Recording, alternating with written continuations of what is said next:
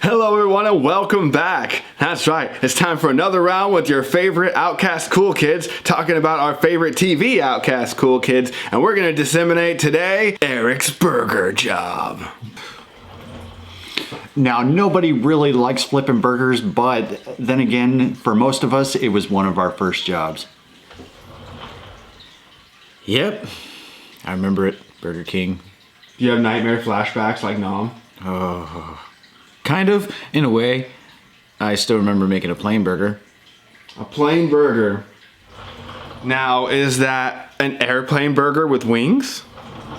Kind of. It's more like a bun with no meat, just pickles and ketchup. So what you meant was veggie burger, or the bare naked burgers?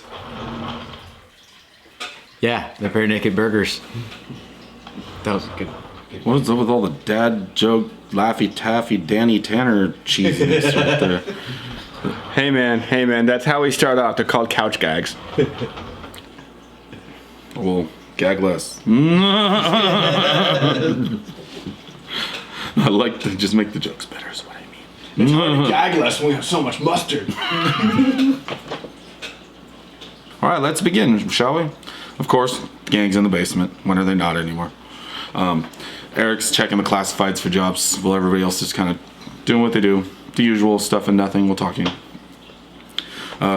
Donna's kind of sitting there wondering why Eric wants to have a job to begin with, and Eric explains to her that the world runs on money and he would like some of it. Donna brings up the fact that she will actually be home babysitting over the weekend while her parents travel, and that she she heavily implies that she would like Eric to come and hang out with her, but of course Eric, being the oblivious teenager he is, they probably just got out of the circle. Didn't catch a thing. But Bob and Mitch, they are going to the Playboy Club for the weekend. Opened in 1960, the Playboy Club was a string of nightclubs where the musicians play. It wasn't the same thing as the Mansion. The Mansion is a completely different level, and that's where the dirty stuff happened. The very dirty stuff. But they were nightclubs and resorts all owned by the same company, Playboy Enterprises. They would host famous musicians, they would have actors, and every one of them was operated by the Playboy Bunnies, which were their female employees in usually one-piece black bathing suits, I believe. The first one was opened in Chicago in 1960, but as of 2014, there are none left still operating. Well, I mean, bunnies have a very short life expectancy, right? So I would imagine that it would get tiring. They do reproduce like nothing else, so I guess it all depends on how many and how close we're keeping in captivity. Talking about divide and multiply. So of course, because Donna announces that she's going to be home alone for the weekend babysitting, the guys, being who they are, let's throw a party. And of course, Donna doesn't want to throw a party because she only wants to hang out with Eric, but the rest of them, being all again oblivious teenage boys, kind of peer pressure her into a party where Jackie sits in the background just sighing to herself because they're all so stupid. First off, it was kind of led by the ringleader of Oblivious Boys. Kelso had to get real stoked about it. And doesn't Jackie just sit and sigh about everything? Yeah. Yeah, she does. It always cracks me up because after that conversation, she literally just walks up to him and goes, "You guys are so stupid." And you know, that's one of the few times that Jackie's actually right about them being stupid and not just being a huge jerk. Anyways, we cut to the kitchen, and Eric's in the kitchen where he brings up the subject of giving a job to his parents. Well, Kitty, like any other mother who cares for her baby boy, doesn't like this idea. It says that he should remain focused on school. Still, Eric says, well, you know what, I'm going to apply a Fatso burger. That's a weird name for a burger joint, by the way, Fatso burger. Yeah, I was gonna say, you know, it's oddly fitting, and I love that they have the Fatso as their actual, you know, mascot. Everyone needs a Fatso in their life. Why not have yours eating a burger all the time? Well, Red likes the idea, and and agrees for Eric's need for independence. Or mainly because he wants Eric to be a man and take some responsibility. And now back to our fatso. I don't even think Red so much agrees with it as he just wants to see if Eric will fail. And that is both dadly and jerkish at the same time. Well, dadliness is next to godliness, so. Oh, yeah. Well, Red tells Eric that only quitters quit. And, well, we all know the thing about quitters. They quit. Geez, you really laid it out there thick for us. And here's Salty bringing it home. All right, speaking of all that, so we finally get our first view of the Fatso Burger, which looks just like every single other burger joint you ever did see. And it's got quite a few of those harvest colors that we associate with the 70s too. But we go in there, and who is managing the place but everybody's favorite 70s actor, redhead, and professional wrestler, Danny Bonaducci. Now, for those of you who don't remember, Danny Bonaducci was, he also did some celebrity boxing as well, if I remember right. He was rather well known for being on The Partridge Family, which a lot of family-oriented shows tried to make themselves big in the 70s and early 80s, I think, and then just kind of fell off because, well, they weren't that interesting anyway. We're not interested in our own family. Who wants to see somebody else's family do stuff? Ugh. But they go through a series of interviews there with Doofus being Kelso, everybody's favorite anarchist Hyde, and the good boy Eric, which of course he gets the job. So we continue on in that route. Now I gotta ask, does everybody have a favorite redhead? Or did you just make that up? Also, something I kind of noticed too was as the times were changing and women were wanting to work more and the rights movement was going forward and everything was kind of happening, they did kind of stick to a lot of, as you were saying, those nuclear family TV shows trying to keep the glue together. I wonder if it's more of a fear of change or just what they were used to.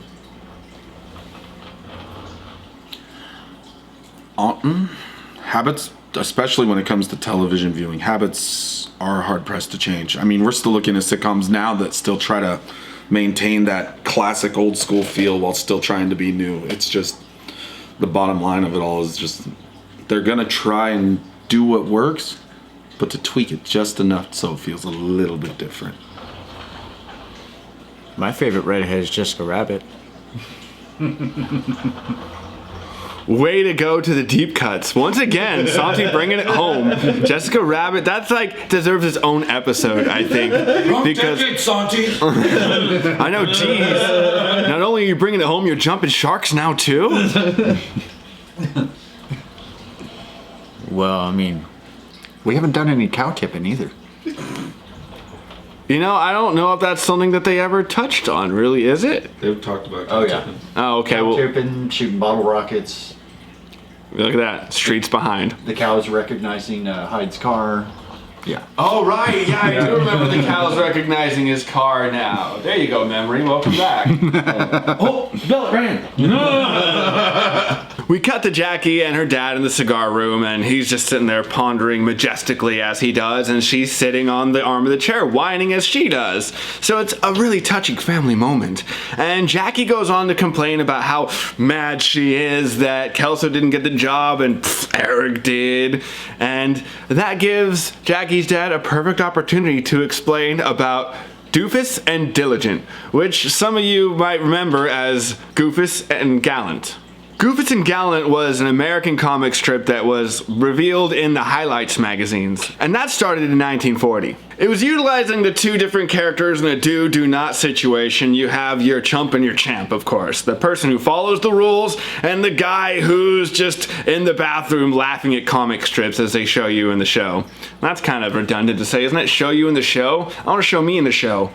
That'd be one heck of a show. Well, this is our show, so we're going to keep showing.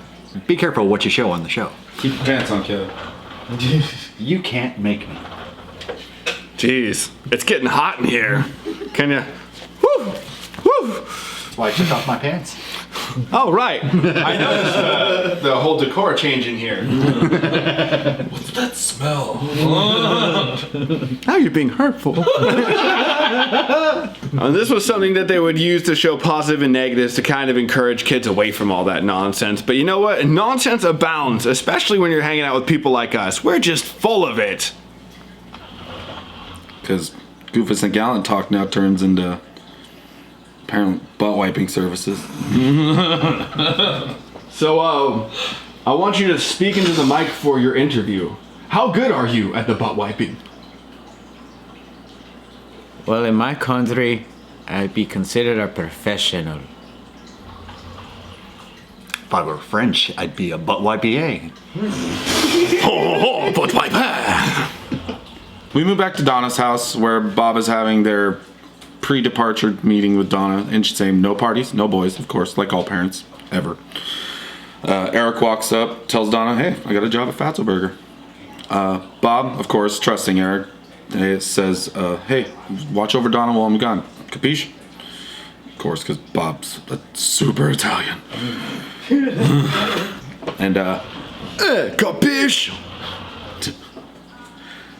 So after that, after Bob and Midge walk off, Donna and Eric make plans for Eric to come over after work, should the back porch light be on. You know, and I feel like that's kind of a big code back then. It's kind of like hearing when the street lights come on. If the back light's on, business is open. From there, we kind of cut to a brief little montage. Eric's just working, the weeks go by, and as the weeks go by, Donna just comes up to him with request after request, culminating in her asking him if he would like to watch her model bikinis. And just the I can't. It sounds like somebody has another mess they need to wipe up now. You can wipe that too, Santi? Oh no, I don't do that. I don't do that. No, he services the back door only. All right, from there, this is actually another one of our historical cutaways. This time it features the lava lamp. Invented in 1963 by Edward Craven Walker, the lamp is actually comprised of a ball of this specially made wax mix inside of a glass tube. While the rest of the container is usually a clear liquid, it doesn't really specify where I looked it up. And a light bulb contained in the base. Basically, as the light heats the wax, it gains buoyancy and it'll float up. But the farther away the ball gets from the light, it gets heavier, and that's what causes it to fall again. And it's pretty much just a visualization of something called pahoho lava. Yeah, I looked up that word twice. I had to make sure I looked that one a couple times before I put it in the notes. But I don't know what pahoho is. And then he read it off the notes just to be sure he got it right. Hey, double check when you don't know. Scripts, people, scripts. Back at Fatso Burger, we get to Hyde, Fez, and Kelso, where they're basically just making fun of Eric for being a burger boy, which they wouldn't be good friends if they weren't making fun of their good friend Eric. I love you guys. We think we love you too. We've kind of just grown accustomed to you. Like old back pain. Now who's being mean? I had to cut deep since he keeps jumping sharks over there. That's what happens when you swim with the sharks, apparently. So Sati put down the water skis. Later that night, we get to Donna's backyard where it looks like the party's getting started. That is until Kelso abruptly runs in, yelling, going, Toga! Toga! Toga! Toga! Toga! Toga! Toga! Sound like an Ewok for some reason. I don't know why. Because he looks like a small bear. Ewoks don't speak English. That sounds like an Ewok. That's a Jawa. Well, for this episode, we're gonna have to speak English. Fun fact: toga parties are for those that don't know, are a Greco-Roman themed costume party where people wear a toga, basically a makeshift bed sheet over their bodies. Simple, easy. By the way, I need my bed sheet back, Joe. No, you can't have it. I needed it. And now, it's not something you want back. Camouflage stains, okay. That's It began in the 50s, and it was made famous by the 1978 movie Animal House, starring John Belushi, one of my favorite actors. Rest in peace, dude. Belushi! And this is the only time we see Donna's younger sister, Tina. You know, there's been a lot of occasions where I didn't even remember she had a younger sister because, you know? I honestly forgot after that episode. Like, Well- it just like... Doesn't Kelso have a bunch of brothers you never see too? Well, you see the one, but I thought he had like a big family, you know? It's always made out to seem like he does, but you never see any of them. He has like 6 brothers and a sister, or 5 brothers and a sister. I've seen Kelso's sister. Yeah. And, So she's gonna be a virgin for a long time. A long time. Moo. I can tell Donna is kind of thinking about old Burger Boy.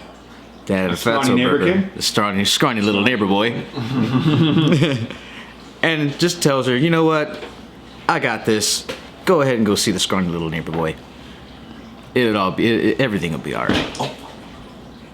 every little thing is gonna be alright. Boom, boom, boom, boom, boom. Now, none of us do music. I do music with 70's Sheet, actually. That was my favorite bed sheet. It had holes in it. Apparently for the same The first rule of piracy, never care. Arr. So was your bed sheet your Fifi? Kevin. And as Donna's on her way over there, Kitty is already there visiting Eric at work, and she kind of talks to him and finds out he is, like everybody does at a burger job, having a miserable time. But he also finds out that he's slacking a little bit on his chores because his mom tells him, yeah, I cleaned up the garage for you and all that, and he's just, but I think he's a little too exhausted to really care all that much. He just kind of slumps and it's like, oh, I'm sorry. I let mama down. But when you're working a burger job, everything else seems to take too much effort. When you're working the burger job, it takes a lot of effort to get up and stay alive in the morning. Indeed. But anyway, we go back to the party, and we go to Kelso and Jackie sitting on the waterbed. How long's it been since he's seen a waterbed, right? Big in the 70s and 80s. But as Kelso sits down on the waterbed, his roach clip inadvertently pokes a hole in it. And Jackie's starting to discover that she is indeed dating a doofus. So, quick side note, I was a pretty high-strung and somewhat aggressive child, and my mom had a waterbed. And this is like my experience with one was they were pretty cool, especially if you're an angry toddler with a pencil. It wasn't a waterbed for long. It quickly became empty, much like 70's Sheet. Hi, I'm Joey. Want to play? I think that's about how I sounded too, if I'm not mistaken. We'll have to check the video logs. Now, waterbeds were actually patented in 1971, and at their peak were about 20% of all bed sales, period. They were actually marketed, used for medical purposes, which I had a waterbed, and I'm not sure how medical that purpose was, but... And they kind of peaked at their sales at about 1986, and after that, would you believe people are still actually buying these? Is there still around, 5% of the mattress sales in the U.S. now? Who's buying waterbeds now? Yeah, I haven't seen them at all. I don't know, but the last time I slept on a waterbed, it brought back bad memories. Well, if anything is ominous, it's that, Shark Jumper. Did you put live fish in your bed? Anyway, if you have a waterbed, you can literally feel the motion of the ocean. Knowing Santi's dumbass, he probably almost drowned in it. And that takes us back to Fatso Burger, where Donna shows up to try to get Eric to realize the point of everything. And he's got it now. He's a little more clear on what's happening, but still sticking to his guns about keeping his job because only quitters quit. She explains in desperate detail how she wanted him, not his friends, to be there. She wanted Diligent, not a gang of doofuses at her house, because you know what happens whenever you bring those guys around. I mean, look what's happening now that I brought these guys around. You get the idea. And Eric, like I said, reiterates, only quitters quit, and he just maintains his stiff upper lip. That's an appropriate thing to say anymore, isn't it? Stiff upper lip? Yeah. Look at Kevin, our perfect stiff upper lip model. Another one. Yes, great. Good job, guys. And not playing along as usual, squad. Why is the lip stiff? Why is Santi's sheet stiff? We skip back to the party at Donna's. They just ran out of alcohol. And of course, they are upset because who wants the party to end that early? So they decide to do possibly the most suicidal thing you can do in this TV show, and that is to take beer from Red. All right, there's jumping the shark, and then there's chumming the water and swimming in there and poking him in the butt. Yeah, don't poke the bear, right? Legit. Isn't that my job? Yeah, and that's why we keep paying your hospital bills, Santi. So, of course, leave it to them trying to Scooby-Doo into the garage, tiptoe into the refrigerator. When the headlights on the Toyota come on and click, Red's sitting right there with his beer because he had like a sixth sense that they were planning it. Every time they mention the next step, you cut back to Red, wake up. Beer. Yeah. Party. Yeah. Kids. It's his alky sense. He knows when there's trouble afoot. A little bit later, we find Eric, it's obviously after work, we find Eric headed to Donna's. The light's still on, and he goes to knock on the door to see her, and out pops, surprisingly, probably unpleasantly surprisingly, Bob. And he's like, hey, what you do around these parts? Because that's how Bob sounds. Everyone knows what Bob sounds like. And Eric really covered himself well, I feel like, with the whole, oh, I'm just popping by checking on the house like I told you I would, keeping up the good, diligent nature. Oh, yeah, I saw the light on. And I think Bob mentions, oh, that's a good eye. I couldn't have seen the light from the driveway. Right. What is this, Motel 6? Well, they do leave the light on for you. Your sheets would know. My lucky bed sheet. We get to the ending scene where Eric finally breaks down from working long hours and not getting time with Donna. He tells Red he's quitting his job. Red then proceeds to tell Eric, well, everyone quits their first job. Did you quit your first job? I got fired from mine. I'm saying. Kevin, we need your expert. It was a summer job, and I still haven't gotten paid for it. I was 16 at the time. I think it's safe to say that I haven't. Oh, yeah. I'm trying to remember what my first job was now. No, I didn't really get fired from my first job. I kind of stormed out, much in the way that our hero of the story does at the end of his. He's like, I'm not taking it. I kind of was just like, you know what? I've got better horizons out there. I'm going to go ahead and go. But it was kind of more on a peaceful thing,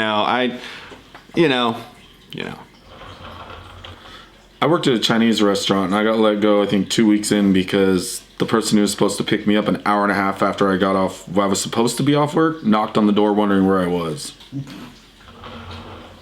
And let me guess.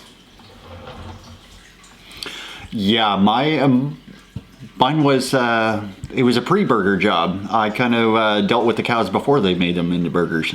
Oh, so you were the meat tenderizer. Both Kind of. I wasn't too tender. I mean, we kind of had to cut the testicles off of cows, so it was a little rough. Oh, geez. There's, that also sounds like it was probably the precursor to Monster Energy right there. All the taurine you can drink. Not sponsored yet, but you guys could easily do it. Come on, how much money you got now? Well, all I know is I got fired from my first job for gathering carts while riding my bike. I got tired of walking. So wait. That's such a Florida thing to do. They fired you for making your job easier, for like being ingenuitive? Really? That's harsh. How dare you do this better than us? Get out of here. Get the road. But he did it in the most Floridian way possible. I don't want to walk around the parking lot today. So you know what I'm going to do? I'm going to hop on my Huffy and start gathering carts. Welcome to Florida. Well, it isn't until the post-credits where Eric finally tells his boss he quits after hearing his boss's magnificent and thrilling story of how he became the manager of Fatso Burger. It's quite a tale. It is quite a tale. You can hear about it, read about it in scriptures. You can also hear the sadness in his voice as he tells it. So actually, there's a lot of people I answer to. Which, by the way, if you are bragging that much about Fatso Burger or any job for that matter, you really hate it. This is the greatest place to work. Boy, I can't wait to quit this place. It's called cognitive reframing, Santi. Some people just need to put themselves in a better mindset or else they might go postal somewhere. Oh, postal. You know, that's a real condition I hear. I've never been a postal worker myself, but tragedy is out there. It's lurking. It's waiting for you. Figured go postal was a better thing than to say go Columbine. Wasn't it? You brought up the Peanuts Columbine not long ago. That's pretty rough. It's like a running joke for you now, right? I guess, if you want to put the Columbine joke in there. I just didn't Yeah, I couldn't be a postal worker. People might think I might be stealing their identities. Don't look in the mailbox before you drop the mail. Or you're stealing their votes. That seems to be the thing for people to steal these days. That too. All right, with that depressing note that links us back to reality, we're going to go ahead and sign off here. It's been great having you guys. I hope you've enjoyed us as usual, and we'll be back very soon because, come on, we got plenty of fuel in the tank. I'm the Fox. I'm Kevin. I'm Santi. And I'm Gordo. Be safe out there. Grab your toga, find new sheets, and keep it real. I need my bed sheet back still. No.